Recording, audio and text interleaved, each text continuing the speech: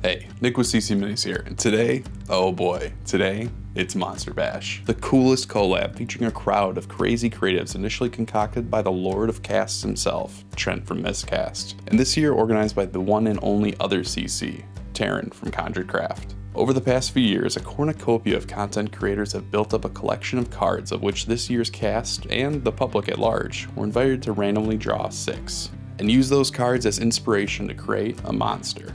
I drew my cards with a group of amazing creators who all conjured some fantastic and insane monsters. And honestly, you should probably just go watch one of theirs before this video takes a sinister turn. Because to make sense of how all these different cards inspired the monster I'm going to create, I need to tell you the story of how it came to be. It's a story of love, bitter resentment, and above all, change.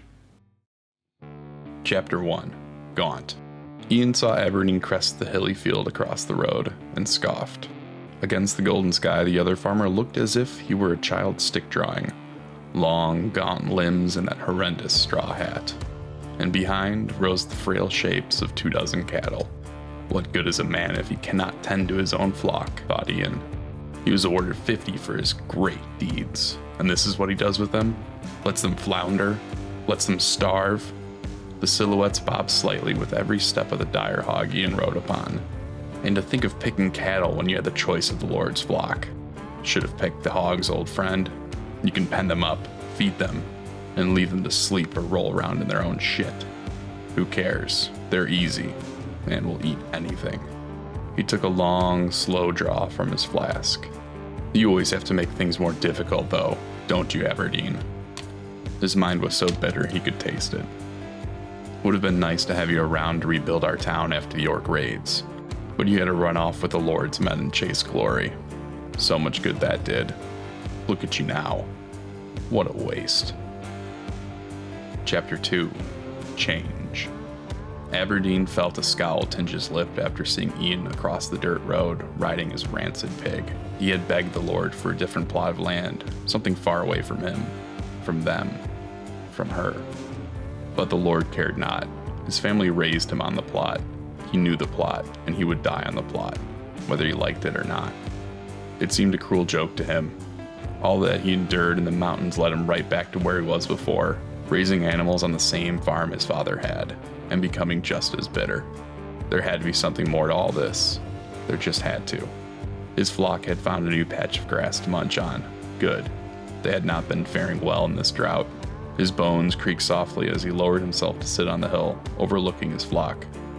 In the distance, across the road, he saw her, Petunia, hanging sheets on the line between their cottage and the feed silo.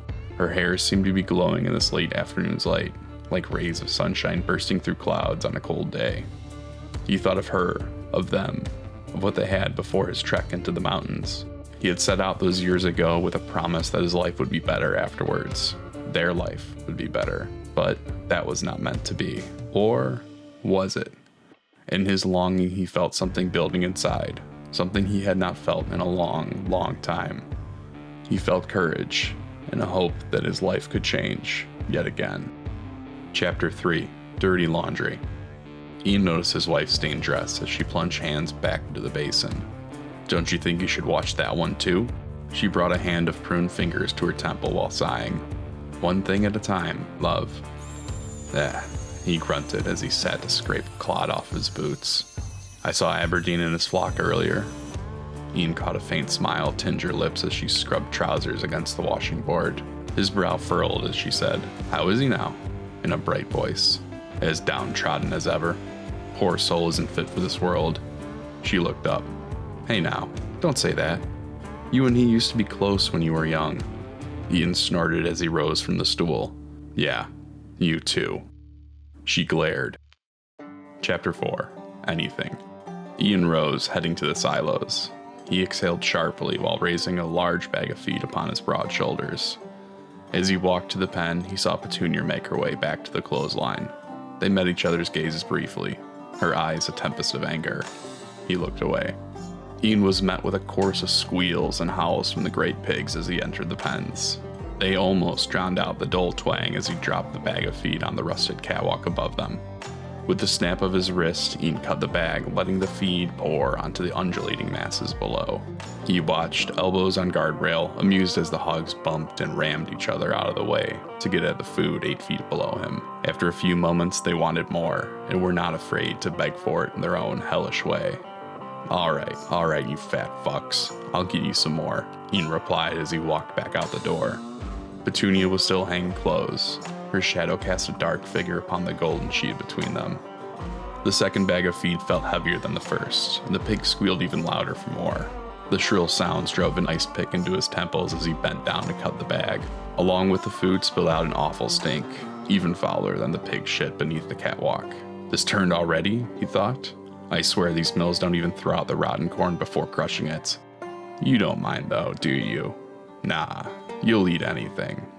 Anything. He left quickly this time, had to get out of that wretched smell. Ian was greeted again with a golden light and the outline of his wife behind the sheet in the distance. But what's this? There was another silhouette. That of a frail man in a too big hat. Chapter 5. Love. Petunia had just hung the last of the clothes when she heard him from behind. Petunia. She jumped. Sorry, I didn't mean to startle you. Petunia let out a deep breath. No, it's okay, Aberdeen. I just wasn't expecting you. Can I help you? Aberdeen stood motionless as they locked eyes. Aberdeen? Petunia, her eyes widened. Aberdeen, whatever it is you're about to do, just don't. We can leave here, Petunia. It can be just like the way it was before. Aberdeen, no, it can be different, better. We could run off. There's a sorcerer in the mountain that... No, Aberdeen, no. You can't just do that. You can't just disappear for years, come back and... She sputtered and choked on her sobs. Petunia, you don't... Stop it. It's done. Can't you tell? I have a different life now. A good life. I need to go. And you do too. As she turned to her home, Aberdeen fell to his knees. Petunia, I can change our lives. I love you. Her only response was a sniffle and the slam of a door. Chapter 6. Fix. Ian was close enough to hear Aberdeen sob as he pulled on the sheet with a crack. You fuck, he screamed as he kicked Aberdeen in the face. Aberdeen crumbled to the ground, snobbling and clutching his nose, crying even more now, for a new reason. You think you can just come back after years and win her back? Another kick, this time to the gut.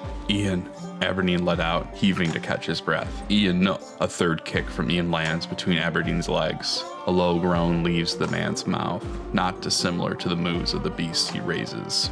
You should have just stayed gone. Another kick to the gut punctuated the last word. But no, you just had to come back. Had to ruin everything I fixed while you were gone, trying to change the world. Ian reached back and tore down the clothesline, drawing it taut with a shrill snap. Well, I guess you're just one last thing I have to fix. Chapter 7. Cocoon. Aberdeen squirmed and tried to fight while being bound. But Ian had tied enough hogs in his day, it was barely a challenge. The red horizon line bounced and jittered as Aberdeen was dragged through the dirt, small pebbles scraping at his cheek. He tried to struggle out the clothesline, but felt like a caterpillar, unable to break back into the world, trapped in a cocoon. He tried to scream, to yell out to Petunia, but the sock stuck in his mouth tasted of detergent and did not let out more than a grunt. No match for the chorus of squeals and snorts that rose as the pen door opened and he found himself inside. Aberdeen felt weightless for a moment, then not at all, as a railing bar met his back with a crack. He could see Ian's mouth moving, but could not make out a word before he felt his feet lift up and the weightlessness take him once more, as he was tipped into the pen below. Chapter 8. Turned. A loud snap broke Petunia out of her sobbing. Curious, she dabbed her eyes and walked across the cottage to the window. All the clothes she had hung lay upon the dirt, and so did Aberdeen's hat. Fury turned into bewilderment as she opened the door and stepped outside. She took a sharp breath, and bewilderment turned to horror as she looked to the side and saw Aberdeen's bound torso disappear into the pen. Chapter 9. Release. The pigs did just as Ian expected. Anything, he thought. The squeals of the pig's delight and the snapping of bones was too much for Ian, and he made his way to the door. It opened before he arrived. Petunia, eyes wide in shock. What? What have you done, Ian? She pleaded. Petunia, I can explain. He took a breath, tried to catch himself, and noticed something wrong. The squeals and the crunching had stopped. What have you done? Petunia screamed. Ian lifted a finger to his lips. Do you hear that? A low moan crept into the air, followed by a whoosh and a crash of hooves on metal, as something large leapt out of the pens below.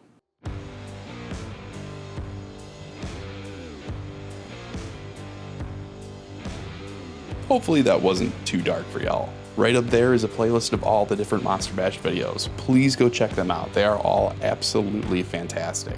Huge shout out to the coolest people in the world, my patrons. Thank you so much for supporting me while I make these admittedly pretty crazy videos. Until next time, y'all, stay healthy and take care.